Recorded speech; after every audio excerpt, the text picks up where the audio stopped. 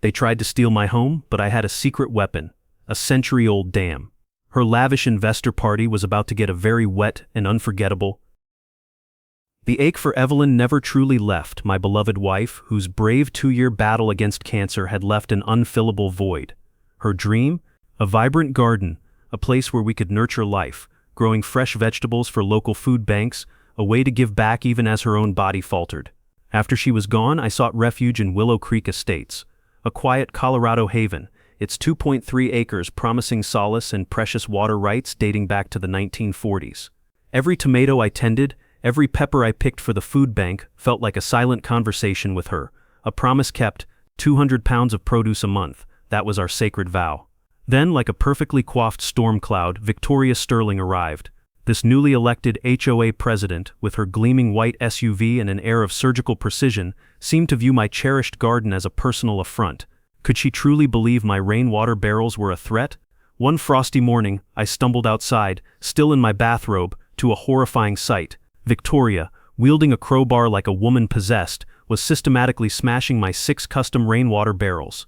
Crack, bright orange industrial paint, mixed with hundreds of gallons of water, gushed across my driveway in a toxic, unnatural river. The metallic clang echoed through the dawn. The acrid fumes burned my nostrils as $800 of my equipment was demolished in real time. Water and orange paint swirled around my bare feet, cold, slimy, reeking of her malicious intent. She looked up from her destruction, crowbar still raised, paint streaking her designer blazer, and actually smiled? What kind of monster does something like that to someone's property at dawn? This wasn't just a fine, it was a $15,000 war I never saw coming. My name is Johnathan Hayes, and 3 years ago I thought I'd found paradise. But collecting rainwater, a simple act of environmental responsibility, had apparently become a felony in Victoria's twisted world. Her obsession? Aesthetic consistency and property value optimization, which for some reason meant my legal water rights were now her problem. The first official attack came on a Tuesday. The sharp crunch of gravel under her designer heels announced her arrival like a gunshot. She brought her environmental compliance committee, 3 neighbors clutching clipboards like riot shields. "Mr. Hayes," she declared, her overwhelming floral perfume clashing violently with my garden's earthy sweetness, "we need to discuss your water situation." Her manicured nails tapped against my screen door as she presented a 47-page water resource management addendum to the HOA bylaws.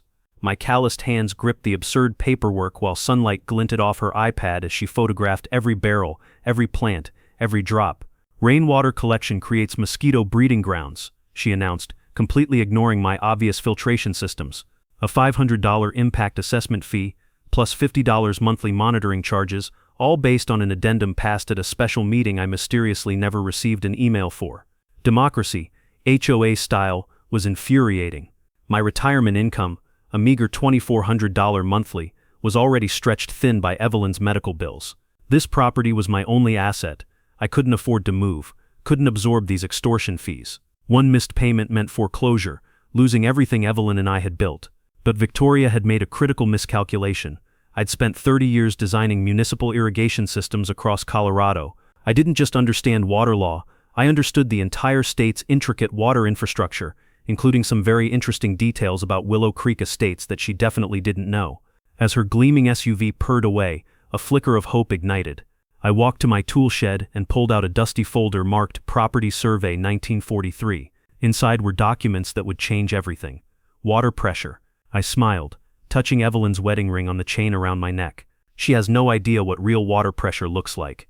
Victoria's next move came faster than expected. Thursday morning she arrived with official paperwork and her secret weapon, Marcus Sterling, her brother-in-law and the HOA's attorney. Marcus looked like a caricature of every sleazy lawyer, slicked back hair, an expensive suit that screamed, "I charge $400 an hour," and a condescending smile that made you want to check your wallet. "Mr. Hayes," Marcus announced, his cologne so thick I could almost taste it. "You're in violation of state water regulations and HOA covenants. Cease and desist all water collection immediately." The crisp snap of legal papers in the morning breeze felt like a slap. They treated my property like a crime scene, documenting every barrel with GPS coordinates and timestamps. Victoria's camera clicked constantly, building her fraudulent case. "Daily fines of $200 begin immediately," Marcus continued, treating me like a senile old man. "State water rights don't supersede HOA covenants, sir. You drain these containers within 48 hours or we begin foreclosure proceedings." The absurdity was beyond belief. They measured each barrel's diameter, height, and water capacity like NASA engineers calculating rocket fuel. Victoria even documented which plants I watered and when, claiming my vegetable garden violated ornamental landscaping requirements. While they played inspector, I noticed my mailman Robert Bobby Sanchez lingering nearby, pretending to sort mail. After the legal circus left, Bobby approached with the grim expression of someone bearing bad news. "Johnathan," he whispered, glancing around nervously, "she's targeting 3 other houses with these same tactics. Eleanor Vance for excessive bird feeders, David Miller for parking his work truck in his own driveway, and Sofia Perez for her kids' playground being the wrong colors." That's when it clicked. This wasn't random enforcement, this was systematic harassment, designed to force people out. Time for my counterpunch. I spent Friday afternoon at the county library, surrounded by dusty legal volumes that smelled of old paper and forgotten justice. The librarian, Mrs. Jenkins, helped me navigate Colorado water law databases. What I discovered made my engineering heart sing with memories of my first water rights case 30 years ago. Colorado's prior appropriation doctrine, I learned, was carved in constitutional stone. First in time, first in right. Water rights are property rights that transfer with land deeds and cannot be overridden by later agreements. Period. My property had senior water rights dating to 1943, rights that legally superseded any HOA covenant under Colorado's state constitution. My grandfather's ranch had collected water decades before this neighborhood even existed. Marcus's fancy law degree apparently skipped the chapter on constitutional water law. I filed a formal complaint with the Colorado Water Court that Friday, establishing my legal authority beyond any doubt. Then I installed security cameras around my property because something told me Victoria wouldn't take this news well. My instincts proved correct. Saturday night footage revealed exactly what I'd been expecting. Victoria and Marcus, dressed in dark clothing like suburban ninjas, were measuring my barrels again, but this time at 2 a.m. with flashlights and clipboards. The audio was crystal clear. "The old fool doesn't know we can foreclose for persistent violations," Victoria hissed, her voice carrying that particular venom reserved for people who dare resist authority. "Just document everything," Marcus replied, his expensive shoes crunching on my gravel. "Once we hit $15,000 in fines, we can force the sale." They were building a fraudulent legal case in the dead of night, creating evidence to justify stealing my property. The precise snick of Marcus's measuring tape felt like a tightening noose. But they'd made one crucial mistake. They assumed I was just another elderly victim who'd roll over and die quietly. Sunday morning I called Eleanor Vance. Time to build my own army. Victoria's desperation showed immediately. Monday morning brought an emergency HOA board meeting that got scheduled, voted on and implemented faster than most people order pizza. The vote was 3-2. Victoria, Marcus, and her friend Patricia versus 2 neighbors who actually bothered reading bylaws. Their new masterpiece, the Immediate Violation Resolution Protocol, which sounded official but basically meant steal Jonathan's house faster. Unpaid fines now accrued 18% monthly interest, compounded daily. The thick stack of legal papers hit my mailbox Thursday with the weight of financial doom. Marcus filed foreclosure paperwork as a preventive measure, he claimed with that oily smile. Within 5 days they'd slapped a lien on my property like a scarlet letter. The metallic taste of panic filled my mouth as I calculated 18% monthly interest on fabricated fines. But Victoria's real talent was character assassination. She launched a whisper campaign that would make political operatives jealous. Suddenly I was mentally unstable and hoarding water like a doomsday prepper.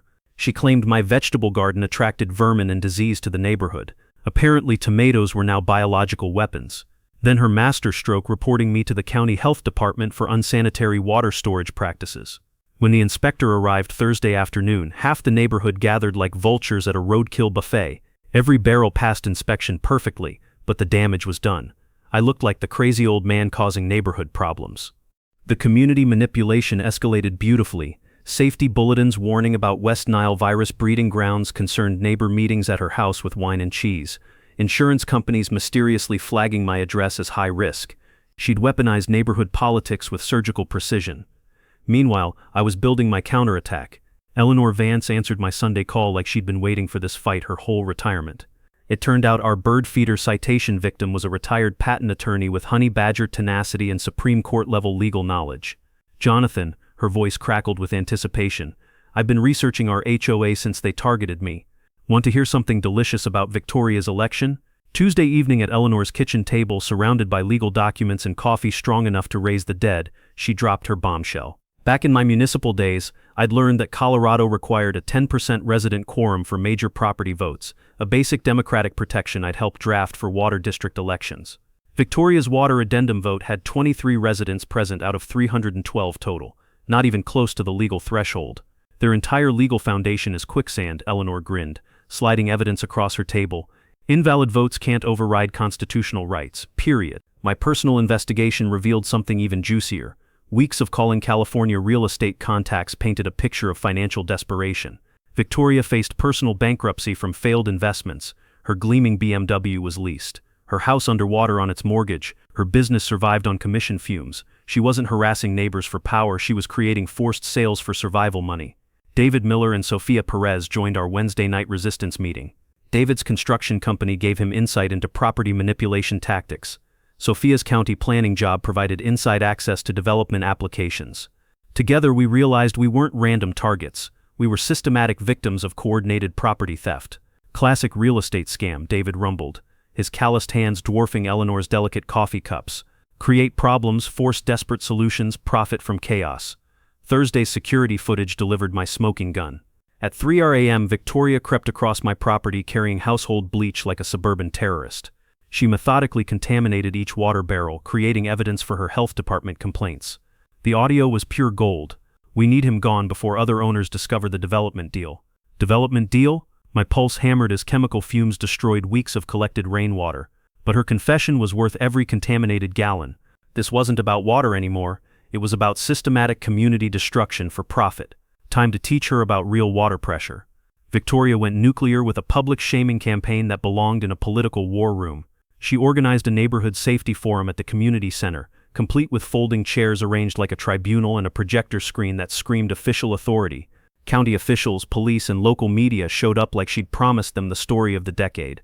The woman had crafted a PowerPoint presentation titled The Hidden Dangers of Unregulated Water Collection with charts, graphs, and doctored photos, making my modest setup look like Chernobyl's water treatment facility. She'd digitally edited images showing my barrels overflowing during phantom storms, claiming I was flooding neighbors with toxic runoff. Concerned citizens have a right to protect their investments, she told Channel 7 News, her voice honey-sweet with manufactured sincerity. The camera loved her crisp blazer and professional demeanor while I looked like the neighborhood eccentric everyone crosses the street to avoid. Her media manipulation reached artistic perfection. Next-door posts warned about chemical contamination threatening children and pets. Anonymous flyers mysteriously appeared on every doorstep. Stop the water hoarder before he destroys our community. The thick paper stock and professional printing suggested serious money behind the campaign. Personal attacks escalated beyond mere harassment. My truck tires got slashed in broad daylight at the grocery store. Sell and Leave appeared spray-painted across my mailbox in that signature orange paint, the metallic chemical smell lingering for days like a threat that wouldn't fade. Then came Victoria's false emergency masterpiece. During her elegant dinner party last Saturday evening, she called 911, reporting toxic chemical odors wafting from my property. Fire trucks, hazmat teams, and police cars descended with sirens wailing, treating my vegetable garden like a Superfund site. No chemicals were found, naturally, but the spectacle dominated Monday's newspaper. Water collection sparks emergency response. My counterpunch came through patient documentation. Security cameras now blanketed my property with military precision, capturing every midnight visit from Victoria's amateur sabotage crew. Her teenage son Liam had developed quite the criminal resume, dumping fish, pouring bleach, spreading fertilizer to create algae blooms in clean water. The audio was prosecution-quality gold. Marcus coaching Liam through earpiece radios, make it smell worse but don't leave fingerprints. These people watch too many crime shows and not enough engineering documentaries. Eleanor's legal excavation revealed the conspiracy Sophia suspected buried in county planning records, a Willow Creek commercial development application pending approval. The project required 85% resident buy-in or forced individual sales above market rate. Victoria's failing real estate company held exclusive sales contracts worth millions in survival commissions. She's not harassing random neighbors, Sophia explained during our emergency Thursday meeting, spreading development plans across David's garage workbench. She's systematically eliminating opposition to the biggest payday of her career. The community began fracturing in Victoria's favor until her safety forum spectacularly backfired. When neighbors asked specific questions about water collection science, she deflected with emotional manipulation about property values and children's safety. David demolished her technical claims with actual engineering knowledge. My water quality tests showed every barrel cleaner than municipal tap water. 3 more targeted neighbors approached us afterward, systematic harassment campaigns identical to ours. Anyone with valuable land or strong community ties was getting the full Victoria treatment, a coordinated assault designed to break resistance and force sales. Eleanor's ethics complaint triggered a Colorado Bar Association investigation into Marcus's obvious conflicts of interest. Brother-in-law attorneys can't represent HOAs while personally profiting from resident displacement. His expensive law degree apparently skipped the ethics chapters. The smoking gun came from my mailman, Robert, who'd quietly documented Marcus's violation notice deliveries for months. Every citation went to properties with the highest development value, a pattern proving systematic targeting rather than legitimate enforcement. Standing at my kitchen window Friday evening, I watched Victoria's crew installing an enormous white tent for tomorrow's garden party. Expensive catering trucks, professional sound equipment, elegant table settings, all positioned perfectly in what I knew was a natural floodplain. Tomorrow's investor presentation would announce neighborhood-wide development approval. Denver executives expected signatures, champagne, and guaranteed profits. They were about to get a water education instead. Saturday morning brought the discovery that changed everything. Eleanor arrived at my kitchen table at dawn, clutching a manila folder like it contained the Holy Grail. Her retired patent attorney instincts had led her down a legal rabbit hole that surfaced pure dynamite. "Johnathan," she whispered, spreading yellow documents across my table with trembling fingers. "You're not just fighting an HOA violation, you own the entire neighborhood's water destiny." The original 1943 ranch deed, buried in county archives under decades of bureaucratic dust, granted my property riparian rights to Willow Creek upstream, including full authority over water flow and distribution. Legal language from the frontier era, when water meant the difference between prosperity and death. My coffee mug froze halfway to my lips as the implications crashed over me like ice water. My modest 2.3 acres included legal control of a century-old earthen dam upstream. That dam created the small lake feeding every fountain, pond, and irrigation system in Willow Creek Estates. Every decorative water feature, every green lawn, every investor's promised lakefront opportunity, all existed at my personal discretion. Perpetual easement for irrigation and flood control. Eleanor read from cracked parchment that smelled like old leather and forgotten power. The musty scent of historical documents mixed with morning coffee created an intoxicating aroma of justice.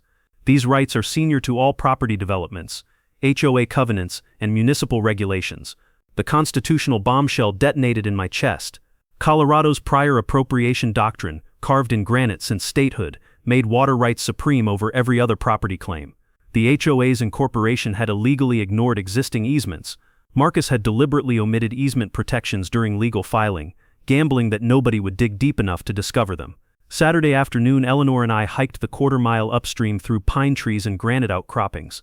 The earthy smell of decomposing needles and the sound of rushing water grew louder with each step. We found a simple earthen structure with manual release gates. Nothing fancy, just two concrete channels controlled by hand-cranked steel wheels, green with decades of neglect. Standing on the dam's concrete spillway, I felt the deep vibration of 2.8 million gallons pressing against century-old engineering. The power thrummed through my boots like a massive heartbeat. Those innocent-looking release gates could legally flood the entire lower neighborhood during irrigation season, which my deed defined as any time I deemed necessary for agricultural purposes. The technical reality made my engineer's soul sing. This wasn't some revenge fantasy. Colorado law mandated annual earthen dam maintenance for structural safety. Neglecting pressure relief could cause catastrophic uncontrolled failure, obliterating the neighborhood instead of temporarily educating it. I wasn't choosing destruction. I was fulfilling legal obligations that protected everyone. The timing was poetry written by the water gods themselves. Clear skies forecast through Sunday. Victoria's garden party on Saturday, 3:30 p.m. in the exact center of the historical flood zone. My required dam maintenance whenever structural integrity demanded, standing there feeling contained water pressure against my palms as I tested the release wheels. The moral framework crystallized perfectly. This wasn't about destroying community, it was about teaching the difference between respecting existing rights and systematic exploitation for profit. Eleanor's documentation confirmed my authority, superseded every HOA restriction, municipal regulation, and property covenant in the county. Water rights were constitutional bedrock that no private organization could override. The delicious irony almost made me laugh out loud. Victoria had weaponized water regulations against me, while her entire development empire floated on water I controlled. Tomorrow's investor presentation promised exclusive lakefront opportunities to people standing in a floodplain I could activate with a simple wheel turn. She'd picked the wrong neighbor to mess with. Tomorrow everyone would learn about prior appropriation the unforgettable way. Time to open the floodgates of justice. Eleanor's dining room transformed into our war room Saturday evening. Legal documents and topographical maps spread across her grandmother's mahogany table like battle plans. The rich scent of her Colombian coffee mixed with the musty smell of county records as we orchestrated tomorrow's water education seminar. David Miller arrived with engineering surveys and elevation charts that made my irrigation engineer heart sing. Sophia Perez brought county code requirements for dam maintenance, official documentation that would protect us from any legal backlash. The texture of professional blueprints felt familiar under my calloused fingers as we mapped out every detail. Dam operation isn't rocket science, I explained to my skeptical allies, tracing historical flood patterns on David's elevation charts. Earthen structures require annual pressure release for safety. It's basic engineering maintenance that's been legally required since 1943. My photo collection from the 1995 spring flooding showed legitimate seasonal water flow covering exactly where Victoria planned tomorrow's party. Back when I designed municipal systems, I'd learned that proper dam management prevented catastrophic failures that could kill people. This wasn't revenge, it was responsible infrastructure maintenance with perfect timing. Eleanor filed formal prior water rights assertion documents with the county, establishing an ironclad legal paper trail proving good faith dam management. The crisp sound of official stamps on legal paperwork felt like justice finding its voice. Every signature created legal protection that Marcus's fancy law degree couldn't challenge. Sophia suggested selective neighbor notification as both courtesy and liability protection. We targeted families with children and elderly residents, providing 48-hour evacuation notices framed as precautionary safety measures during routine maintenance. The goal was zero human risk while maximum educational impact. David's construction crew provided professional-grade equipment, portable pumps to control water release rate, emergency communication systems for downstream coordination, and generators for dam gate operation. The metallic clanking of quality tools being organized sounded like an orchestra tuning for tomorrow's performance. Our safety protocol development was military precise. David mapped every basement-level area requiring evacuation. Sophia coordinated with county emergency services, who thought this was routine infrastructure work. Eleanor drafted comprehensive liability protection documents that would shield us from any property damage lawsuits. The timing choreography was clockwork beautiful. Thursday 6:00 a.m., legal notice posting begins. Thursday 8 a.m., direct neighbor notifications. Friday 3 p.m., media briefing about water rights demonstration. Saturday 2:45 p.m., final safety verification. Saturday 3 p.m., required dam maintenance commences. My internal struggle with potential property damage to innocent neighbors nearly derailed everything until Eleanor reminded me of the bigger picture. Temporary flooding versus permanent community destruction, Johnathan. Sometimes you have to break a few eggs to save the farm. The technical specifications were engineer perfect. Dam capacity, 2.8 million gallons at current dangerous level. Maximum safe release rate, 50,000 gallons per hour. Flood duration, 3 to 4 hours for complete party area coverage. Expected water depth 6 to 18 inches in the party zone. An expensive mess, not a dangerous disaster. Research revealed the perfect irony of Victoria's party theme, waterfront elegance. She'd installed temporary wooden dance floors over grass, rented white fabric pavilions, and positioned delicate catering equipment at the lowest elevation point. Her promise to investors, exclusive lakefront development opportunities. My moral framework crystallized around Evelyn's memory. Standing in her memorial garden that evening, I explained my plan to her headstone while the scent of her favorite roses filled the mountain air. She'd want me to protect our neighbors from exploitation, I whispered, touching her wedding ring on the chain around my neck. The community benefit angle was crucial for media messaging. I plan to use tomorrow's attention for positive education about water conservation, propose neighborhood rain collection systems, and establish an environmental engineering scholarship fund in Evelyn's name. This wasn't destruction, it was community protection with educational value. Eleanor's coffee brewing during our late-night planning sessions created the perfect atmosphere for conspiracy. The sound of papers rustling as we studied legal precedents mixed with David's quiet explanations of flood management. My weathered hands traced drainage patterns on maps while Sophia verified county notification requirements. The discovery of Victoria's elaborate party preparations through my security cameras was almost too perfect. White tents rising like targets in the floodplain. Expensive catering trucks arriving with fragile equipment, professional lighting installations in areas that would be underwater by 4 p.m. tomorrow. She has no idea what's coming downstream, I murmured, watching her oversee final preparations through binoculars. The woman was literally setting up her own destruction while planning mine.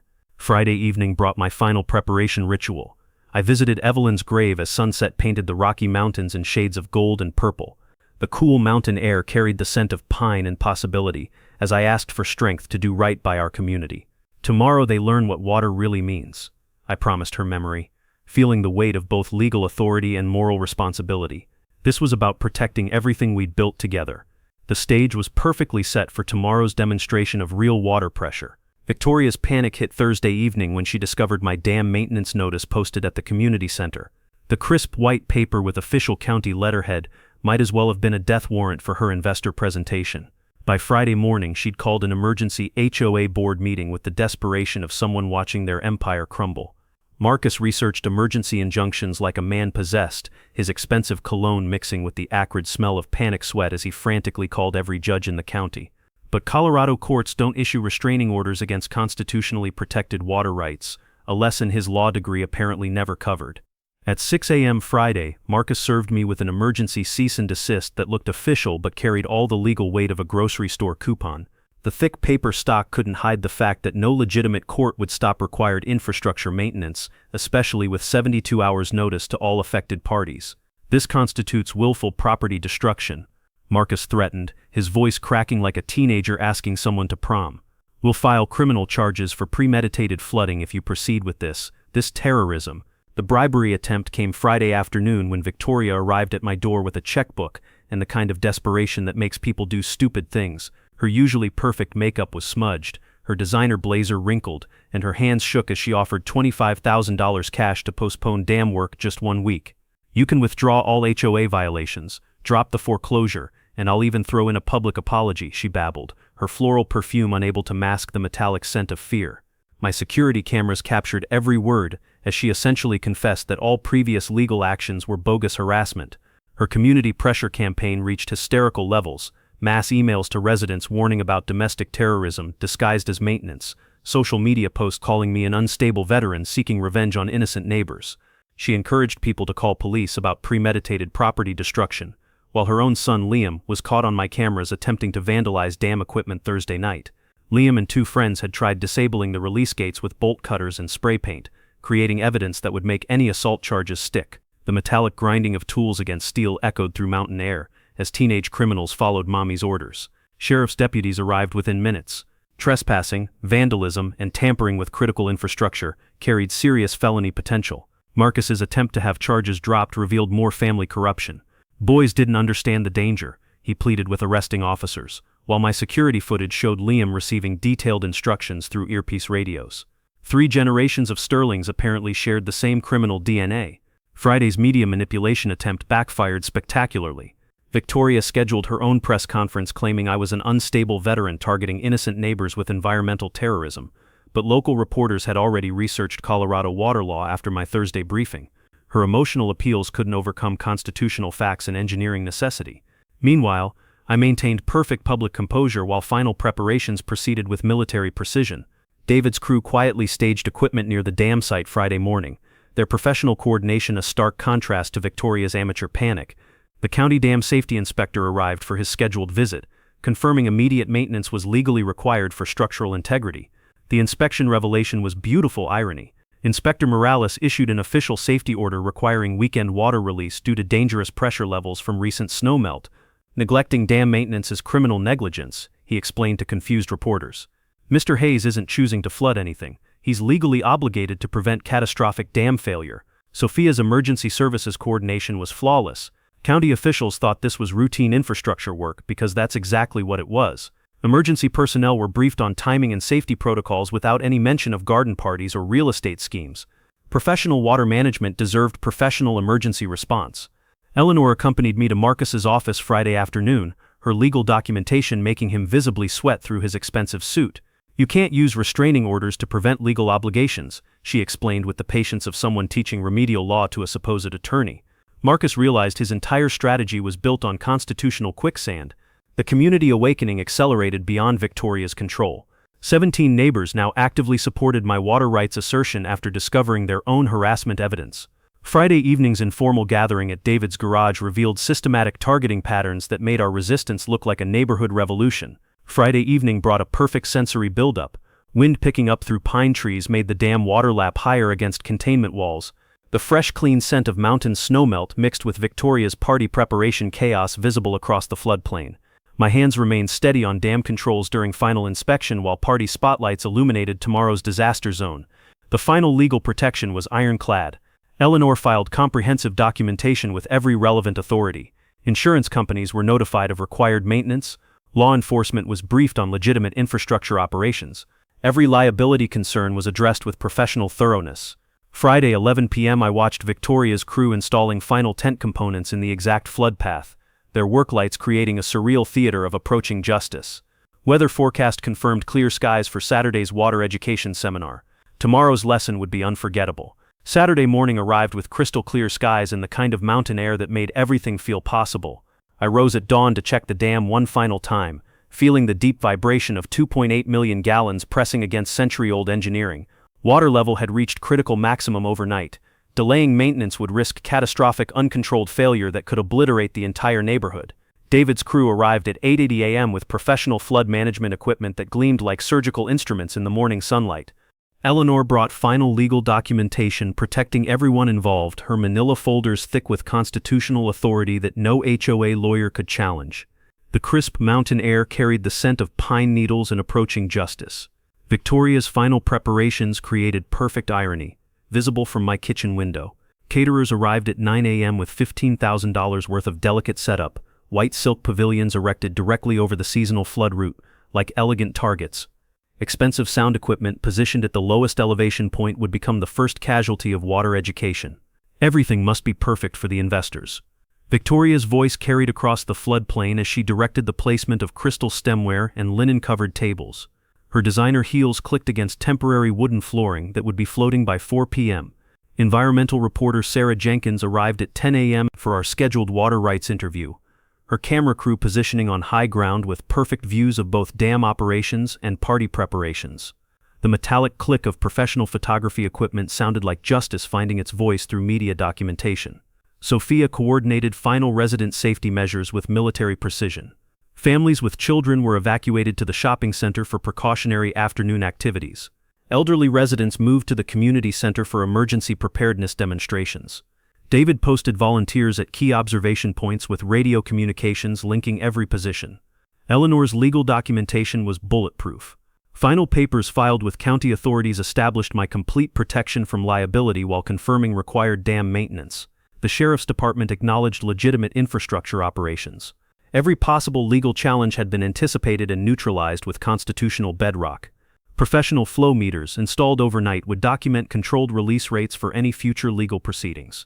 Emergency shutoff systems tested perfectly during dawn verification.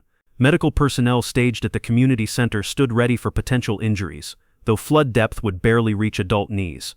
The ironic timing coordination was poetry in motion. Victoria's investor presentation 4 to 5 p.m. featuring waterfront development opportunities. My dam maintenance window 3 to 6 p.m. for required pressure relief, perfect overlap for maximum educational impact about who really controlled neighborhood water resources. Marcus's final desperate gambit arrived at 1 p.m., an emergency court order that turned out to be completely fabricated. No judge was available Saturday, and legitimate courts don't issue restraining orders against constitutional water rights anyway. His expensive legal education apparently never covered the difference between real authority and wishful thinking. The community's gathering momentum was beautiful to witness.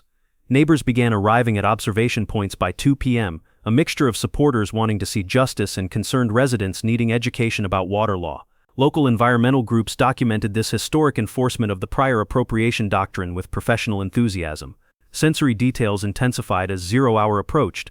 A string quartet tuning instruments in the pavilion below created haunting melodies that would soon be drowned by rushing water.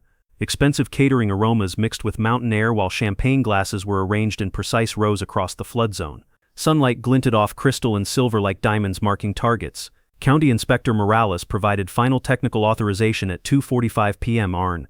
Dam structure requires immediate pressure relief for public safety, he announced to gathered media.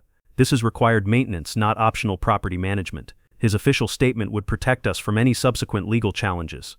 Standing at those manual release controls, feeling Evelyn's wedding ring on the chain around my neck, the moral framework was crystal clear. This wasn't revenge, it was education about respecting existing rights while fulfilling legal obligations that protected everyone's safety. Eleanor's conversation with Morales confirmed what my engineering background already knew. Earthen dams need annual maintenance cycles to prevent catastrophic failure.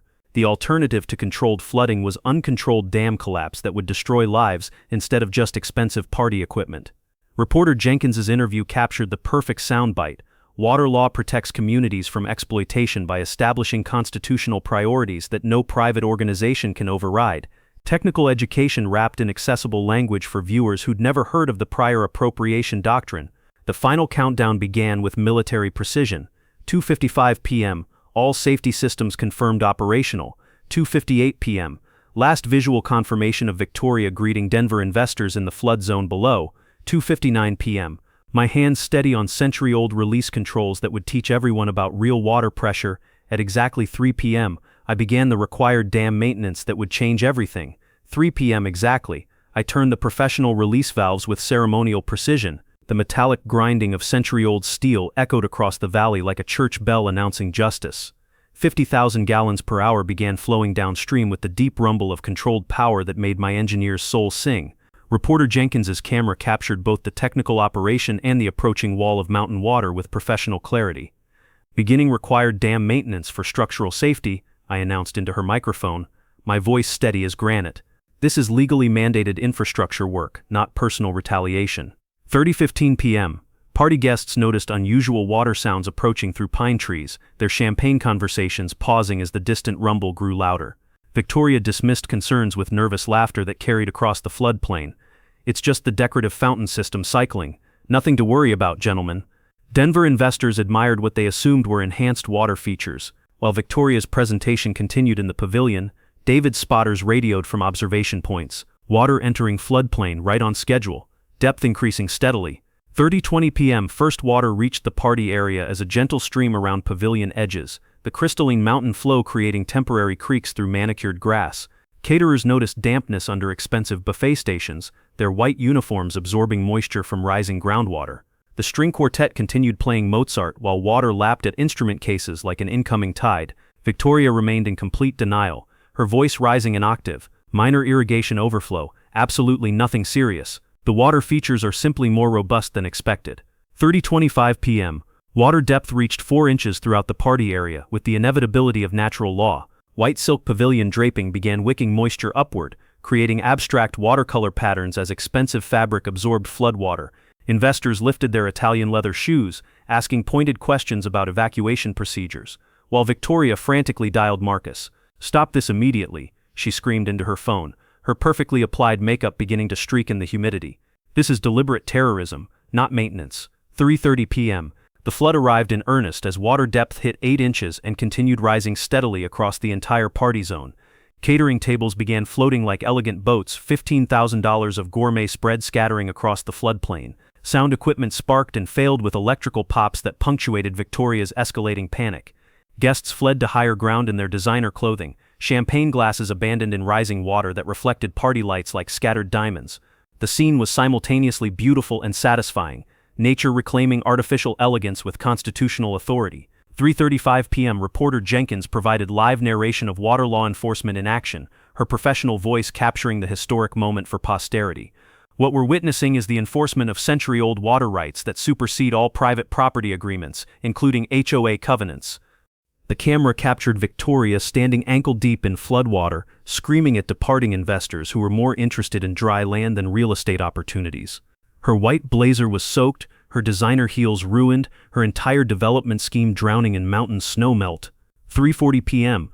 I arrived at the flood observation point with a megaphone, providing calm, educational commentary to the gathered crowd of 50 neighbors. "This is controlled maintenance of critical infrastructure," my voice carried across the water with engineering authority.